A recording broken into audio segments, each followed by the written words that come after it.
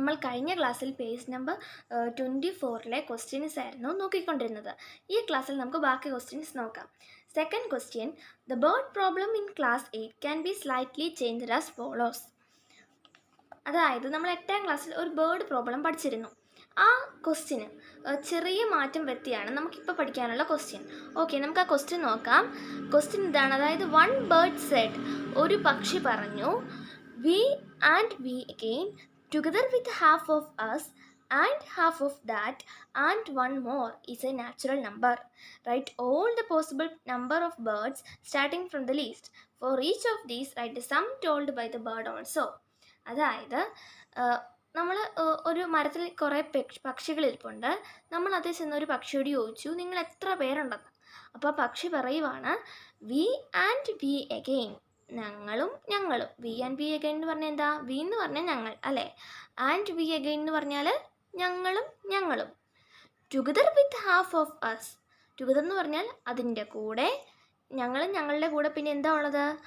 With half of us, ഞങ്ങളുടെ പകുതിയും, അതായത് ഞങ്ങളും ഞങ്ങളും ഞങ്ങളുടെ പകുതിയും, ആൻഡ് ഹാഫ് ഓഫ് ദാറ്റ്, വീണ്ടും അതിൻ്റെ പകുതിയും, അതായത് ഞങ്ങളും ഞങ്ങളും ഞങ്ങളുടെ പകുതിയും അതിൻ്റെ പകുതിയും കൂടെ, ആൻഡ് വൺ മോർ, അതിൻ്റെ കൂടെ ഒന്നും കൂടെ കൂട്ടിയാൽ എന്ത് കിട്ടും?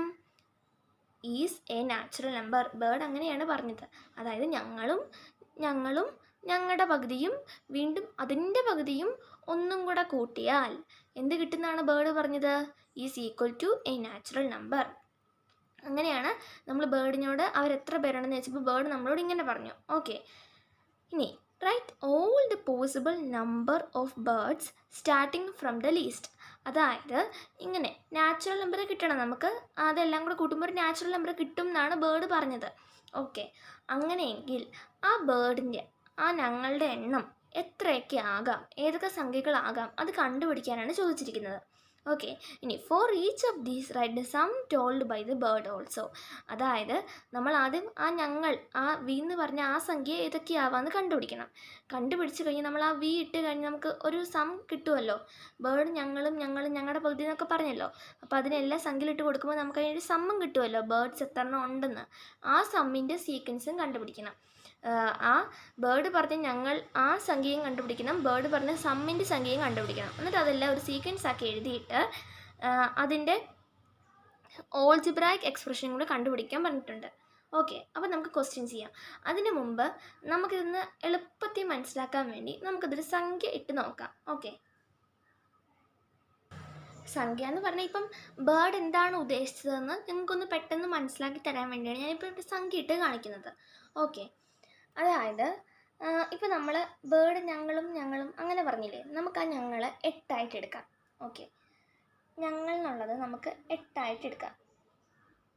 8. ഓക്കെ, ബേർഡ് എന്താ പറഞ്ഞേ?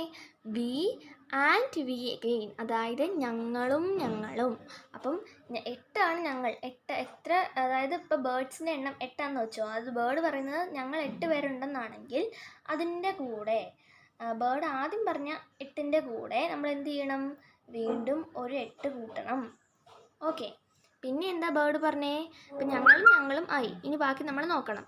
Together with half of us, അതിൻ്റെ കൂടെ ഹാഫ് ഓഫ് അസ് എന്ന് പറഞ്ഞാൽ എന്താ? ഞങ്ങളുടെ പകുതി. ഞങ്ങളുടെ പകുതി എന്ന് പറയുമ്പം അവർ 8, ഞങ്ങൾ എന്ന് പറഞ്ഞാൽ 8 അപ്പം ഞങ്ങളുടെ പകുതി എന്ന് പറയുമ്പോൾ 8ൻ്റെ പകുതി, അതായത് 4. Okay, and half of that, വീണ്ടും അതിൻ്റെ പകുതി. അപ്പോൾ എത്രയാണ് 4ൻ്റെ പകുതി? 2. ഓക്കെ, പ്ലസ്, അപ്പോൾ ഇവിടെ വരെയായി. ഇനി ബാക്കി and one more is A natural number. അതിൻ്റെ കൂടെ വൺ മോർ എന്ന് പറഞ്ഞാൽ ഒന്നും കൂടെ കൂട്ടിയാൽ കിട്ടുന്നത് ഒരു നാച്ചുറൽ നമ്പറാണ്. അതായത് അതിൻ്റെ കൂടെ 1 കൂടെ കൂട്ടിയാൽ നമുക്ക് കിട്ടുന്നത് എന്താണെന്നാണ് ബേർഡ് പറഞ്ഞത്?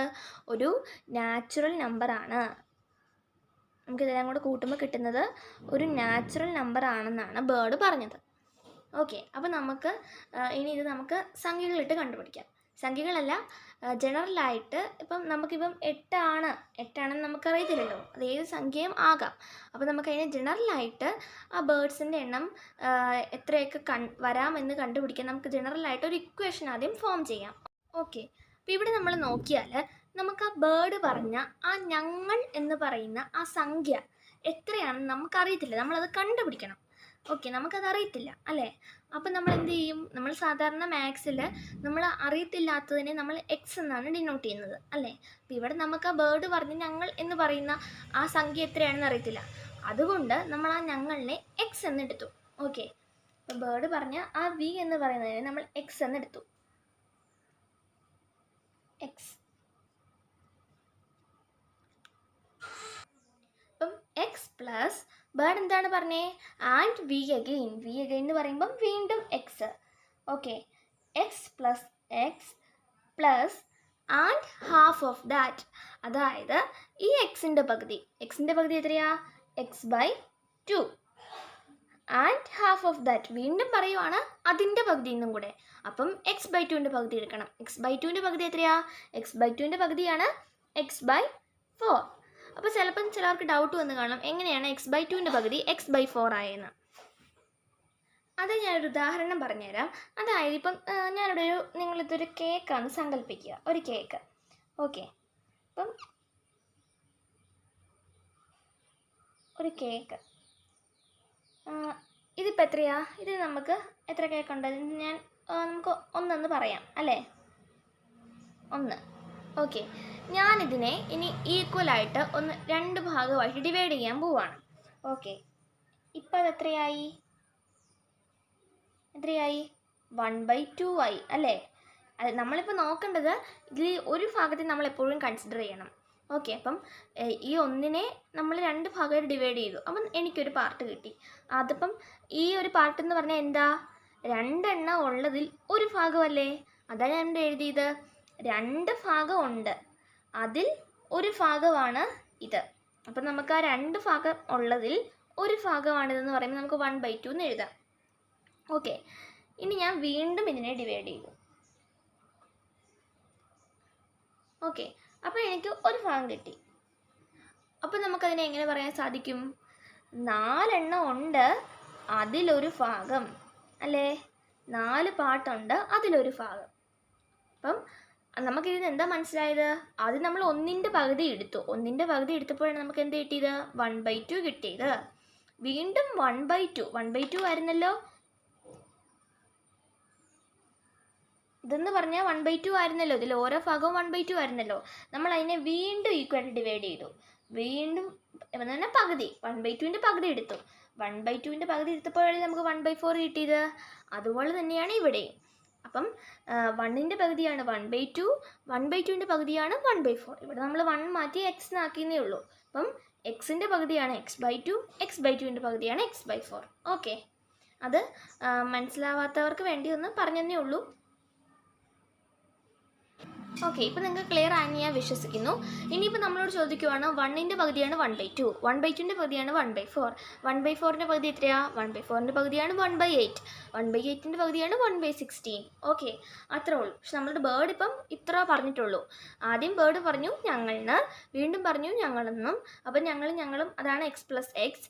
വീണ്ടും പറയുവാണ് അതിൻ്റെ പകുതിയെന്ന്. അപ്പം അതിൻ്റെ പകുതി എന്ന് പറയുമ്പം എക്സിൻ്റെ പകുതിയാണ് x/2. വീണ്ടും പറഞ്ഞു അതിൻ്റെ പകുതിയെന്ന്.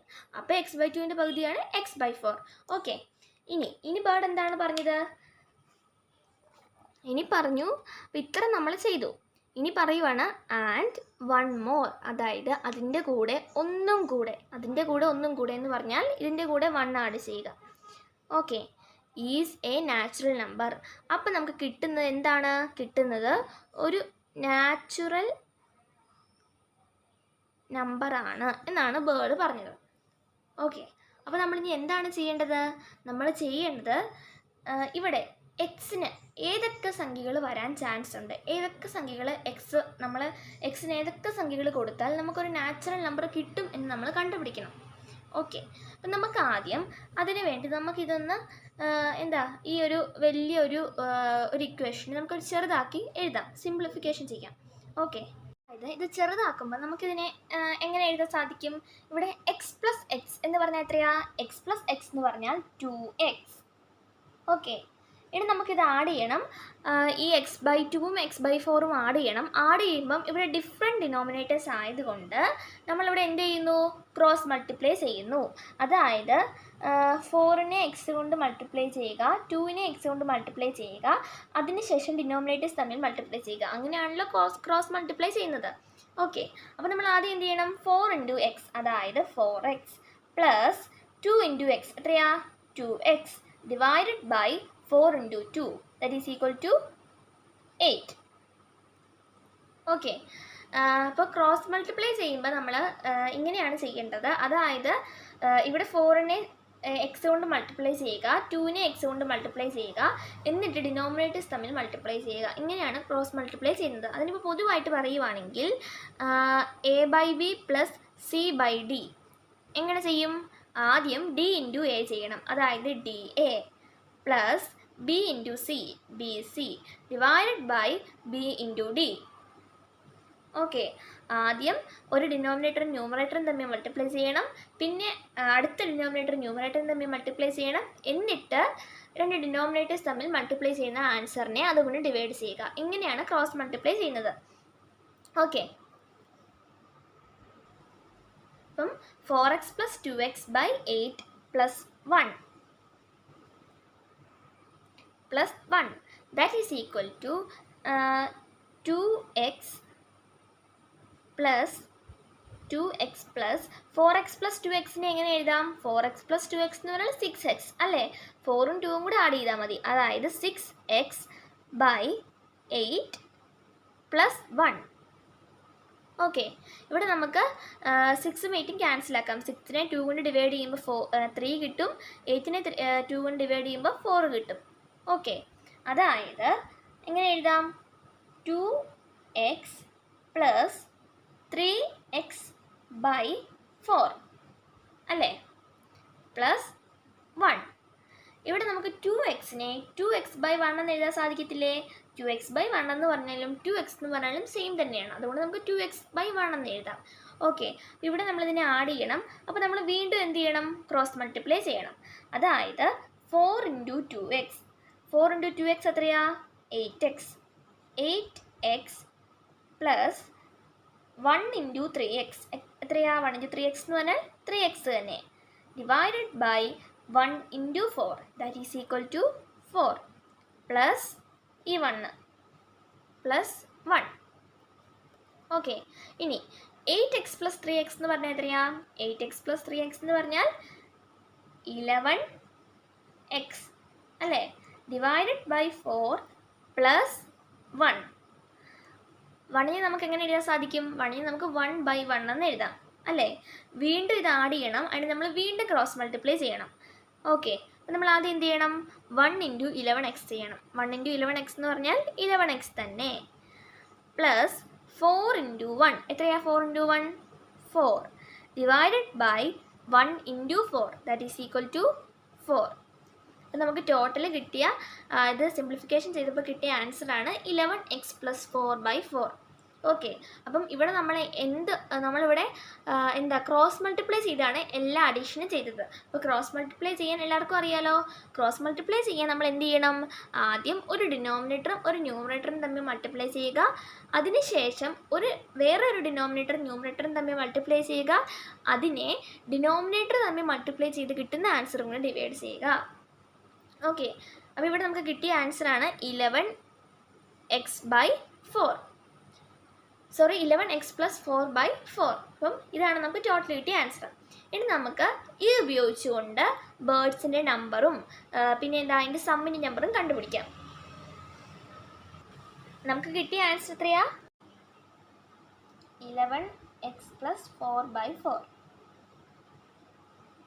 ഓക്കെ, ഇതെന്താകണം എന്നാ പറഞ്ഞേ? ഒരു നാച്ചുറൽ നമ്പർ ആകുമെന്നാണ് ബേർഡ് പറഞ്ഞത്. Natural number. ഓക്കെ, ഇനി ഇവിടെ ഡിനോമിനേറ്ററിൽ അതിന് മുമ്പ് നമുക്കൊരു എക്സാമ്പിൾ ഇട്ട് നോക്കാം. അതായത് ഇപ്പം ഞാനിവിടെ എക്സിന് 1 ഇട്ട് കൊടുക്കുക, അതായത് എക്സ് എന്ന് പറഞ്ഞാൽ 1 ആണെന്ന് വെച്ചോ. അങ്ങനെയെങ്കിൽ ആൻസർ എത്ര വരും? 11 into 1 plus 4 by 4 that is equal to 11 into 11 എത്രയാണ്? 11 ഇൻറ്റു 1 എത്രയാണ്? 11 plus 4 by 4. That is equal to 15 by 4. 15 by 4 എന്ന് പറഞ്ഞാൽ ഒരു നാച്ചുറൽ നമ്പർ ആണോ? അല്ല. അതിൻ്റെ അർത്ഥം എന്താണ്? എക്സിന് ഏത് സംഖ്യ നമുക്ക് തോന്നിയതുപോലെ സംഖ്യ ഇട്ട് കൊടുക്കാൻ പറ്റത്തില്ല. ഒരു ഫിക്സഡ് നമ്പർ വന്നാൽ മാത്രമേ നമുക്ക് കിട്ടുന്ന ആൻസർ ഒരു നാച്ചുറൽ നമ്പർ ആയിരിക്കത്തുള്ളൂ. ഇപ്പോൾ നമുക്ക് കിട്ടിയ ആൻസർ ഒരു ഫ്രാക്ഷനിലാണ് അല്ലേ? അതിൻ്റെ അർത്ഥം ഒരു നാച്ചുറൽ നമ്പർ ആണോ 15 by 4 എന്ന് പറഞ്ഞാൽ? അല്ല. അപ്പോൾ നമുക്ക് നാച്ചുറൽ നമ്പർ കിട്ടണമെങ്കിൽ നമ്മൾ ഇവിടെ ന്യൂമറേറ്ററിൽ എന്ത് വരണം? ന്യൂമറേറ്ററിൽ 4ൻ്റെ മൾട്ടിപ്പിൾസ് വന്നാൽ മാത്രമേ നമുക്ക് കിട്ടുന്ന ആൻസർ ഒരു നാച്ചുറൽ നമ്പർ ആയിരിക്കത്തുള്ളൂ. കാരണം ഡിനോമിനേറ്ററിൽ നമ്മൾ 4 കൊണ്ടാണ് ഇതിനെ ഡിവൈഡ് ചെയ്യുന്നത്. അപ്പോൾ 4 കൊണ്ട് ഡിവൈഡ് ചെയ്യുമ്പോൾ നാച്ചുറൽ നമ്പർ കിട്ടണമെങ്കിൽ ആ സംഖ്യ എന്തായിരിക്കണം? 4ൻ്റെ മൾട്ടിപ്പിൾ ആയിരിക്കണം. അപ്പോൾ നമ്മൾ എന്ത് ചെയ്യണം? ന്യൂമറേറ്ററിൽ 4ൻ്റെ മൾട്ടിപ്പിൾസ് വരുന്ന രീതിയിൽ വേണം നമ്മൾ സംഖ്യകൾ കൊടുക്കാൻ. ഓക്കെ. അപ്പോൾ നമുക്ക് കിട്ടുന്നത് ഒരു നാച്ചുറൽ നമ്പർ ആവണമെന്നുണ്ടെങ്കിൽ ന്യൂമറേറ്ററിൽ 4ൻ്റെ മൾട്ടിപ്പിൾസ് വരണം. ഓക്കെ. അപ്പോൾ ഇവിടെ നമുക്ക് ഇനി നമുക്ക് 4 എന്ന് പറയുന്ന ഒരു സംഖ്യ ഇട്ട് നോക്കാം. എക്സിന് 4 എന്ന് വാല്യൂ കൊടുത്ത് നോക്കാം. കാരണം ഇവിടെ ഞാൻ 4 ഇടാൻ കാരണം ഇവിടെ ഓൾറെഡി ആഡ് ചെയ്യുന്നത് 4 തന്നെയാണ്. അപ്പം നമ്മളിവിടെ 4ൻ്റെ മൾട്ടിപ്പിൾസ് ഇടുമ്പം അത് കിട്ടുന്ന ആൻസർ ഒരു 4ൻ്റെ മൾട്ടിപ്പിൾ ആയിരിക്കും. അതിൻ്റെ കൂടെ 4 ആഡ് ചെയ്താലും കിട്ടുന്നത് 4ൻ്റെ മൾട്ടിപ്പിൾ തന്നെ ആയിരിക്കും. ഓക്കെ. അതുകൊണ്ടാണ് ഞാനിവിടെ 4ൻ്റെ മൾട്ടിപ്പിൾസ് എക്സ് ആയിട്ട് ഇട്ട് കൊടുക്കുന്നത്. 4ൻ്റെ മൾട്ടിപ്പിൾസ് വന്നെങ്കിൽ മാത്രമേ നമുക്ക് കിട്ടുന്നത് ഒരു നാച്ചുറൽ നമ്പർ ആയിരിക്കത്തുള്ളൂ. ഓക്കെ. ഇപ്പം ഞാനിവിടെ എക്സിന് 4 ഇട്ട് കൊടുത്തപ്പോൾ നമുക്ക് നോക്കാം. അതായത് 11 × 4 + 4 / 4. ദാറ്റ് ഈസ് ഈക്വൽ ടു 11 × 4 എത്രയാണ്? 44 + 4 / 4. 44 + 4 that is equal to 48 divided by 4 that is equal to 12. 12 answer കിട്ടും. നമുക്കൊരു നാച്ചുറൽ നമ്പർ കിട്ടി അല്ലേ? അപ്പോൾ നമ്മൾ 4ൻ്റെ മൾട്ടിപ്പിൾ ഇട്ട് കൊടുത്തപ്പോൾ നമുക്ക് ഒരു നാച്ചുറൽ നമ്പർ കിട്ടി. ഓക്കെ. അപ്പോൾ നമുക്ക് എക്സിന് 4 കൊടുത്തപ്പോൾ നമുക്കൊരു നാച്ചുറൽ നമ്പർ കിട്ടി. ഇനി നമുക്ക് എക്സിന് 8 കൊടുത്ത് നോക്കാം. 8 4ൻ്റെ മൾട്ടിപ്പിൾസ് ആണ് നമ്മളിവിടെ എക്സിന് കൊടുക്കുന്നത്. എങ്കിൽ മാത്രമേ ന്യൂമറേറ്ററിൽ 4ൻ്റെ ഒരു മൾട്ടിപ്പിൾ വരത്തുള്ളൂ, നമുക്കൊരു നാച്ചുറൽ നമ്പർ ഡിവൈഡ് ചെയ്യുമ്പോൾ കിട്ടത്തുള്ളൂ. അതുകൊണ്ടാണ് നമ്മൾ 4ൻ്റെ മൾട്ടിപ്പിൾസ് കൊടുക്കുന്നത്. ഓക്കെ. അപ്പം ഫസ്റ്റ് 4ൻ്റെ മൾട്ടിപ്പിളാണ് 4. ഇനി അടുത്ത 4ൻ്റെ മൾട്ടിപ്പിൾ ഏതാണ്? 8 അല്ലേ? നമുക്ക് എക്സിന് 8 എന്ന് കൊടുക്കാം. അതായത് 11 × 8 + 4 divided by 4 that is equal to 11 × 8 എത്രയാ? 88 + 4 divided by 4. 88 + 4 that is equal to 92 divided by 4 that is equal to 23. Okay. ഇനി നമുക്ക് എക്സിന് 4ൻ്റെ അടുത്ത മൾട്ടിപ്പിൾ അതായത് എത്രയാ? 12 അല്ലേ?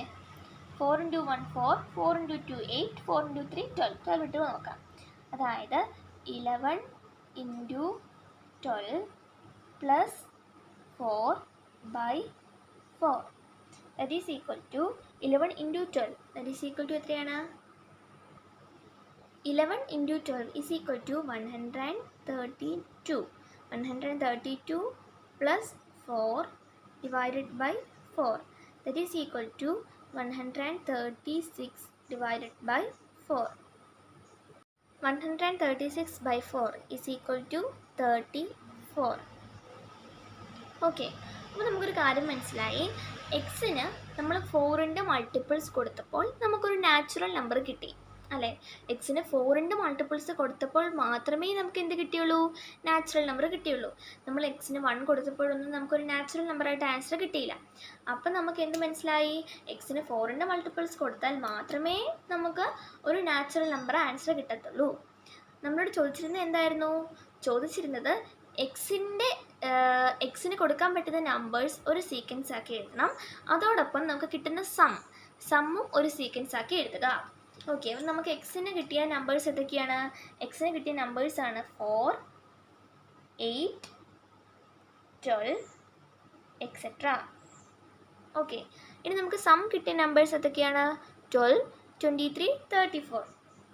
12, 23, 34.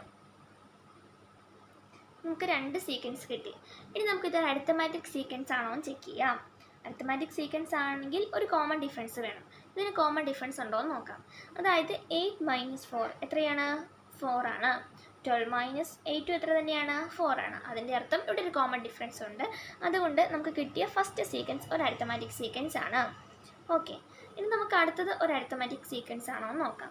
അതിന് നമ്മൾ എന്ത് ചെയ്യണം? ആദ്യം 23ൽ നിന്ന് 12 സബ്ട്രാക്ട് ചെയ്യണം. 23 - 12, that is equal to 3 - 2 1, 2 - 1 1, 11. അപ്പോൾ നമുക്ക് ഇത് രണ്ടും കൂടെ സബ്ട്രാക്ട് ചെയ്തപ്പം 11 കിട്ടി. ഇനി നമ്മൾ ഇത് രണ്ടും കൂടെ സബ്ട്രാക്ട് ചെയ്ത് നോക്കണം. അതായത് 34 - 23, that is equal to 4 - 3 1, 3 - 2 1, that is equal to 11. അപ്പോൾ ഇവിടെ നമുക്ക് ഇവിടെയും 11 കിട്ടി. അപ്പോൾ ഇവിടെ ഒരു കോമൺ ആയിട്ട് ഒരു ഡിഫറൻസ് ഉണ്ട്, ഒരു കോമൺ ഡിഫറൻസ് ഉണ്ട്. അതുകൊണ്ട് ഈ സീക്വൻസും ഒരു അരിത്തമാറ്റിക് സീക്വൻസ് ആണ്. ഓക്കെ, അപ്പോൾ ഇത്ര എല്ലാവർക്കും മനസ്സിലായില്ലേ? ഇനി നമുക്ക് ഈ ക്വസ്റ്റ്യൻ ബാക്കി ക്വസ്റ്റ്യൻ നോക്കാം. നമ്മൾ സീക്വൻസ് കണ്ടുപിടിച്ചു. ഇനി ചോദിച്ചിരിക്കുന്നത് find the algebraic expression for these 2 sequences. അതായത് ഈ രണ്ട് സീക്വൻസിൻ്റെയും ഓൾജിബ്രായിക് എക്സ്പ്രഷൻ കണ്ടുപിടിക്കുക. നമുക്ക് കണ്ടുപിടിക്കാം. നമ്മൾ കഴിഞ്ഞ ക്ലാസ്സിൽ നല്ലതുപോലെ പഠിച്ചതാണ് എങ്ങനെയാണ് ഒരു സീക്വൻസിൻ്റെ ഓൾജിബ്രായിക് എക്സ്പ്രഷൻ കണ്ടുപിടിക്കുന്നതെന്ന്. എങ്ങനെയാണ്? അതിന് നമ്മൾ ഏത് ഫോർമുല ഉപയോഗിക്കണം? xn = dn + f - d. അതാണ് ഒരു സീക്വൻസിൻ്റെ ഓൾജിബ്രായിക് എക്സ്പ്രഷൻ കണ്ടുപിടിക്കാനുള്ള ഫോർമുല. അപ്പോൾ നമുക്ക് ആ ഒരു ഫോർമുല ഉപയോഗിച്ച് ഈ സീക്വൻസസിൻ്റെ ഓൾജിബ്രായിക് എക്സ്പ്രഷൻ കണ്ടുപിടിക്കാം. ആദ്യം നമുക്ക് കിട്ടിയ ഫസ്റ്റ് സീക്വൻസിൻ്റെ ഓൾജിബ്രായിക് എക്സ്പ്രഷൻ കണ്ടുപിടിക്കാം. ഫസ്റ്റ് സീക്വൻസ് ഏതായിരുന്നു? 4 8 12 എക്സെട്ര. ഇതാണ് ഫസ്റ്റ് സീക്വൻസ് അല്ലേ? ഇതിൻ്റെ ഓൾജിബ്രായിക് എക്സ്പ്രഷൻ കണ്ടുപിടിക്കാം. ഓൾജിബ്രായിക് എക്സ്പ്രഷൻ കണ്ടുപിടിക്കാനുള്ള ഫോർമുല എന്താണ്? xn = dn + f - d അല്ലേ? xn = dn + f - d. ഇവിടെ നമുക്ക് ഡിയും എഫും ആദ്യ സൈഡിലേക്ക് എഴുതി വയ്ക്കാം. d = എത്രയാ? 4 അല്ലേ? 8 - 4, that is equal to 4. First term എത്രയാണ്?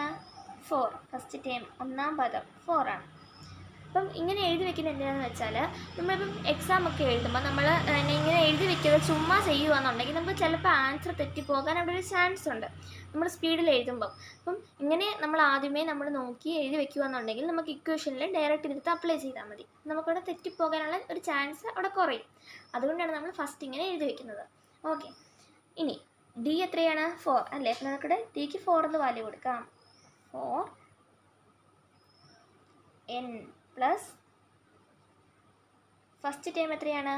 4 മൈനസ് ഡി എത്രയാണ്? 4. Okay, that is equal to 4n. ഇവിടെ 4 - 4 എന്ന് പറഞ്ഞാൽ 0 ആണ്. അപ്പം അതിന് വാല്യൂ ഇല്ല. പിന്നെ മിച്ചമുള്ളത് 4n ആണ്. നമുക്ക് കിട്ടിയ ഫസ്റ്റ് സീക്വൻസിൻ്റെ ഓൾജിബ്രായിക് എക്സ്പ്രഷനാണ് 4n.